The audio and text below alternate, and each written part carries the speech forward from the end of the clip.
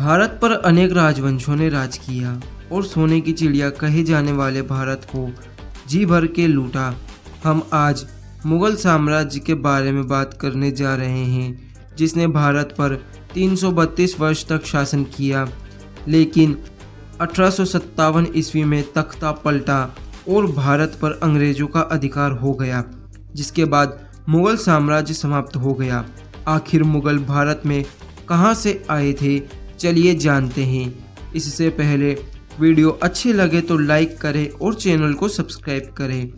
बात थी 1526 ईस्वी की, जब भारत की राजधानी दिल्ली हुआ करती थी और दिल्ली पर लोधी वंश का शासन था। इस समय लोधी वंश के शासक थे इब्राहिम लोधी। इब्राहिम लोधी शांतिपूर्वक अपना शासन चला रहे थे, लेकिन इसी समय भारत पर नज़र टिकाए था बाबर, जो भारत को लूटना चाहता था। बाबर 1526 ईस्वी में भारत को लूटने के लिए भारत पर आक्रमण करता है। बाबर भारत के उत्तरी इलाकों को जीत लेता है।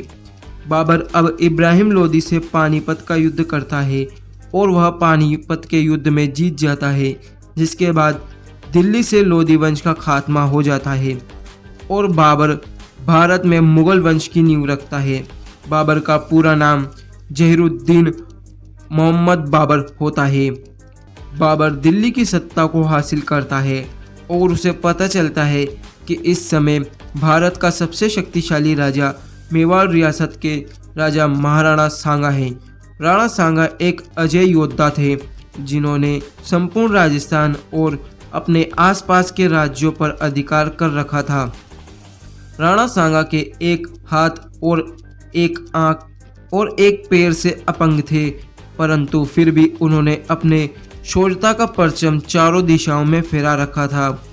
बाबर जानता था कि अगर राणा सांगा उसे युद्ध करे तो वह दिल्ली को कभी हासिल नहीं कर सकता।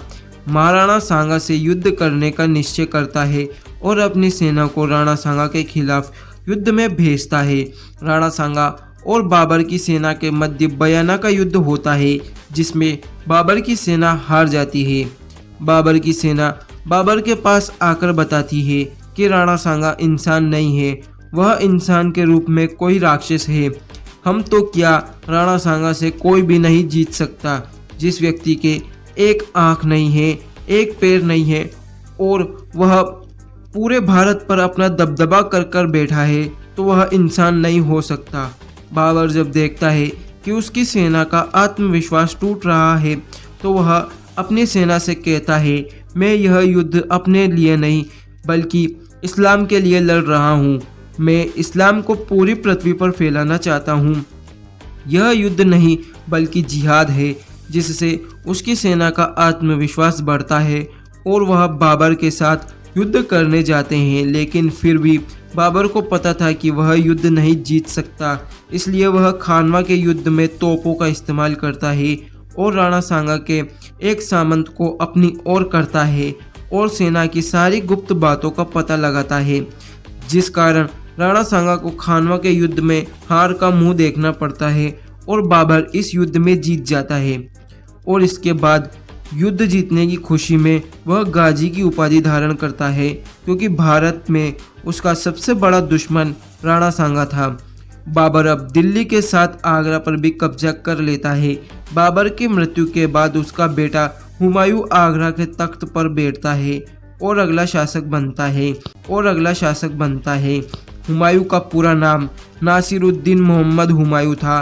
हुमायूं और शेरशाह सूरी के मध्य कन्नौज और चौसा का युद्ध होता है, जिसमें शेरशाह सूरी हुमायूं को पराजित करता है और दिल्ली पर कब्जा कर लेता है, जिस कारण हुमायूं भारत को छोड़कर चला जाता है। करीबन 15 वर्ष के बाद वह पुनः दिल्ली पर आक्रमण करता है।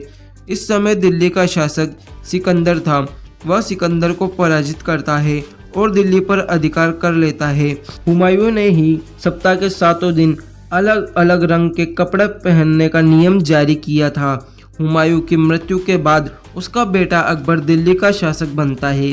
अकबर का पूरा नाम अबुल फतेह जलालुद्दीन मोहम्मद अकबर होता है। अकबर मात्र 14 वर्ष की आयु में दिल्ली का शासन धारण करता है। अकबर के शासनकाल में ही मुगल साम्राज्य की एक नई शुरुआत हुई थी। अकबर ने पंजाब, राजस्थान, बंगाल, कंधार, काबुल आदि स्थानों पर भी मुगल साम्राज्य की स्थापना की। अकबर ने दीन-ए-इलाही धर्म चलाया था। अकबर के समय में अनेक इमारतों का निर्माण किया गया, जिनमें बुलंद दरवाज़ा, फतेहपुर सिकरी, हुमायूं का मकबरा शामिल है। अकबर की मृत्यु के बाद उसका बेटा जहांगीर भारत का अगला बादशाह बना। जहांगीर का पूरा नाम मिर्जा नूरुद्दीन बेग मोहम्मद खान सलीम जहांगीर था। जहांगीर इतिहास में अपने शान और शौकत के लिए मशहूर है।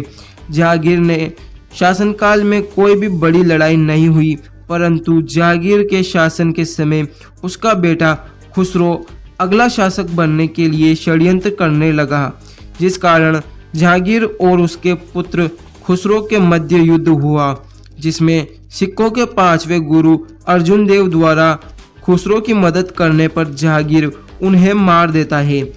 जहांगीर की मृत्यु के बाद उसका बेटा शाहजहां अगला शासक बनता है। शाहजहां का पूरा नाम मिर्जा साहब जरूरुद्दीन मोहम्मद खान खुर्रम होता है।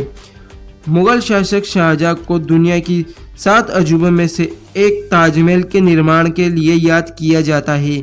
शाहजहां ने ताजमहल अपने प्रिय बेगम मुमताज महल की याद में बनवाया था। शाहजहां को अपने जीवन के अंतिम समय में अपने पुत्र औरंगजेब द्वारा दिल्ली के लाल किले में बंदी बना लिया गया था और 1666 ईस्वी में शाहजहां की मृत्यु हुई, जिसके बाद शाहजहां का पुत्र औरंगजेब दिल्ली की सत्ता पर अपना अधिकार करता है। औरंगजेब का पूरा नाम अब्दुल मुजफ्फर मोइनुद्दीन मोहम्मद औरंगजेब बहादुर आलमगीर पादमशाह गाजी होता है। औरंगजेब अपने पिता शाहजहां को कई वर्ष तक कैद में रखकर मुगल शासक की राजगद्दी पर बैठता है। औरंगजेब मुगल शासन का इकलौता ऐसा राजा था जिसने 50 वर्ष या तकरीबन आधी सदी तक भारत पर कब्जा बनाए रखा। औरंगजेब एक कट्टर मुस्लिम शासक था। औरंगजेब ने भारत उपमहाद्वीप के ज़्यादातर हिस्सों पर मुगल वंश का परचम फहराया। इसी के साथ वीडियो यहीं समाप्त होती है। वीडियो अच्छी लगी हो तो लाइक करें और चैनल को सब्सक्राइब करें।